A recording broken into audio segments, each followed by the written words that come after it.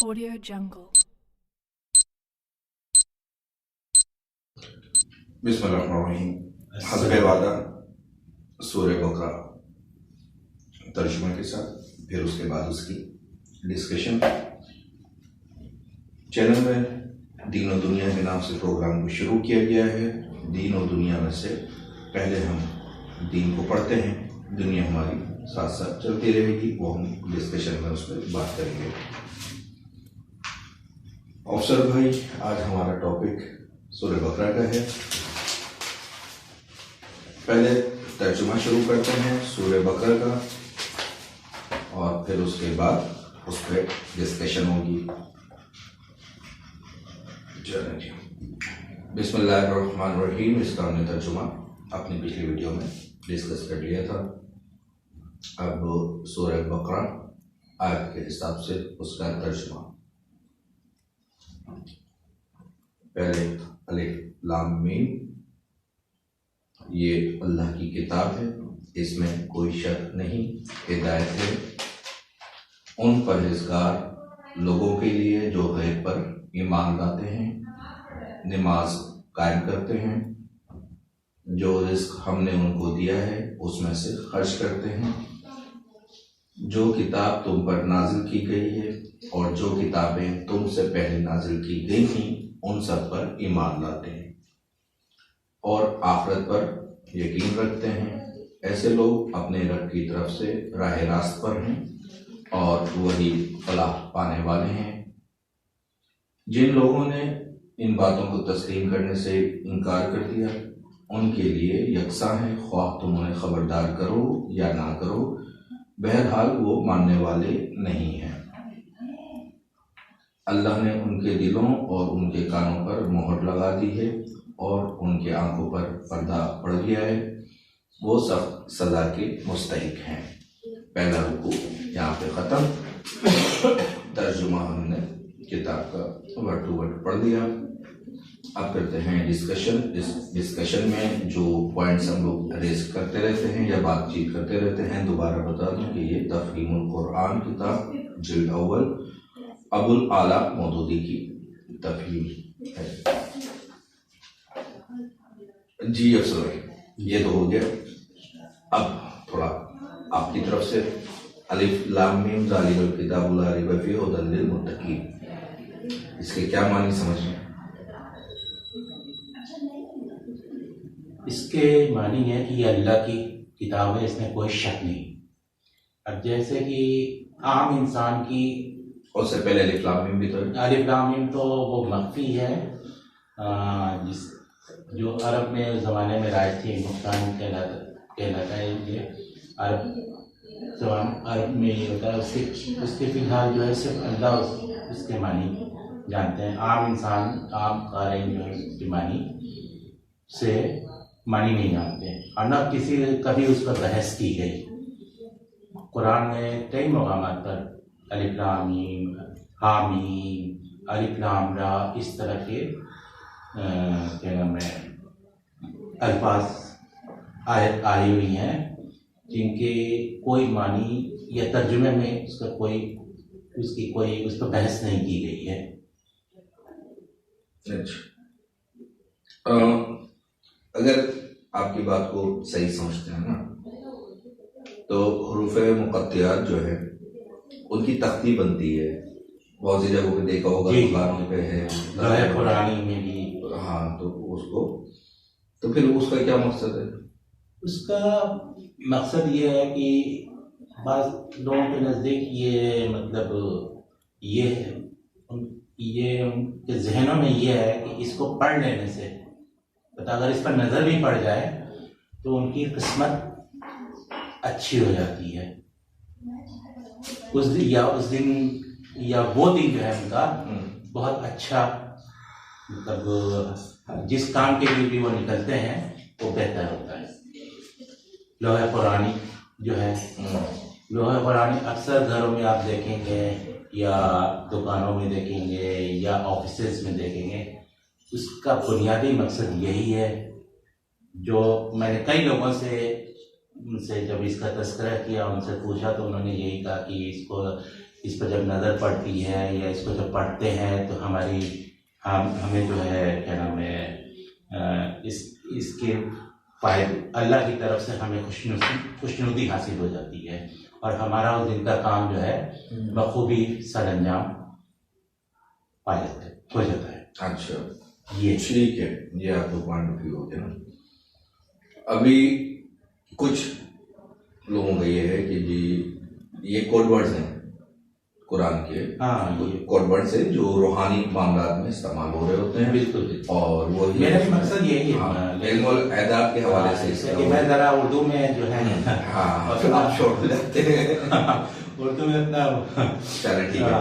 बहरहाल अलिफ लाम मीम और फिर मैं आम ज़बान में बात करता हूँ, ये कोड वर्ड्स हैं तो बात करता नहीं हूँ। नहीं तो आलिम तो मैं भी नहीं, हम हमारी डिस्कशन कर रहे हैं।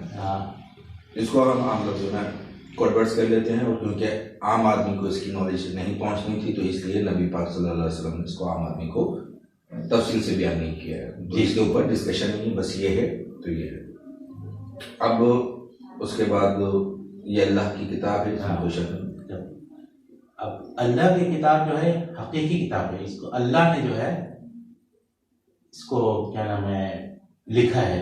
आम क़ारीन जो किताबें लिखते हैं उसमें क़यासाराइयाँ होती हैं, नहीं उसमें गलती का गुमान हो सकता है, लेकिन ये अल्लाह की किताबें हकीकी किताब है। मैंने आपको लास्ट वीडियो में भी डिस्कस किया था ना हमने कि कुरान को जब आप पढ़ते हैं ना स्टार्टिंग से, जैसे सूरह फातिहा से हमने शुरू किया और सूरह बकरा पे भी आ रहे हैं, ये शुरू किया आया था जी।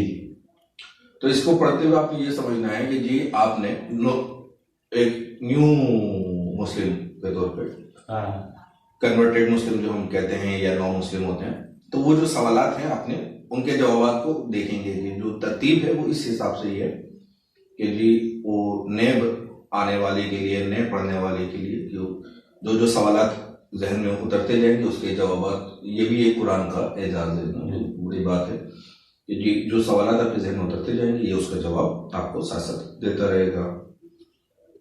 अलिफ लाम मीम आम आदमी को, इवन के नए मुस्लिम को भी उसकी जरूरत नहीं है। ठीक है जी, है कुछ कोड वर्ड्स हैं जो नबी पाक सल्लल्लाहु अलैहि वसल्लम के और अल्लाह के दरमियान है तो हम उसको नहीं छेड़ेंगे।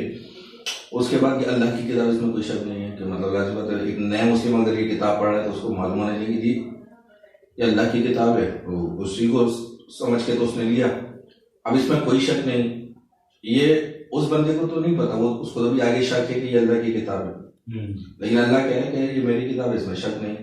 अब उस शक को दूर करने के लिए आगे क्या क्या बातें बताई जाती हैं इस कुरान के अंदर तरतीब बार इस आयत के अंदर, इस रुकू के जो आयत हैं उसमें हम ये देखते हैं कि जी अल्लाह ने कहा कि ये अल्लाह की किताब है और इसमें कोई शक नहीं करो। हिदायत उन परहेजगार लोगों के लिए जो गैर पर ईमान लाते हैं, नमाज कायम करते हैं, जो रिस्क हमने उनको दिया है उसमें से खर्च करते हैं। अच्छा जी, हिदायत है उन परहेजगार लोगों के लिए। कुरान में जो डिस्कशन की गई है, जो बहस की गई है या जो हिदायत की गई, बहस भी नहीं, हिदायत अल्लाह ताला ने की है, वो किन लोगों की है? उन लोगों के लिए की है, उन परहेजगार लोगों के लिए जो गैर पर ईमान लाते हैं। बताओ, जन्नत जहन्नम ये गैर की बातें हैं, हमें नहीं पता कैसा है, तो ईमान लाना, उस पर ईमान लाना, गैर पर ईमान लाना, ये मैंने अभी बोला ना कि कुरान में आपको तमाम आयतें उस तरीके से मिलेगी तरतीबवार के। एक नया मुस्लिम आया है तो अल्लाह बता रहा है कि जी ये तो मेरी किताब है और ये हिदायत की किताब है, इससे तुम्हें हिदायत मिलेगी, लेकिन हिदायत के लिए शर्त क्या क्या है कि तुमने गैर पर ईमान लेके आना है, यानी कि नया मुस्लिम जो आएगा, और या हम भी मुसलमान भी जो है, हम अल्लाह को कभी नहीं देख सकते जी ना, लेकिन हमने उस पर बगैर देखे ईमान लाना है, गैर पर ईमान हो गया।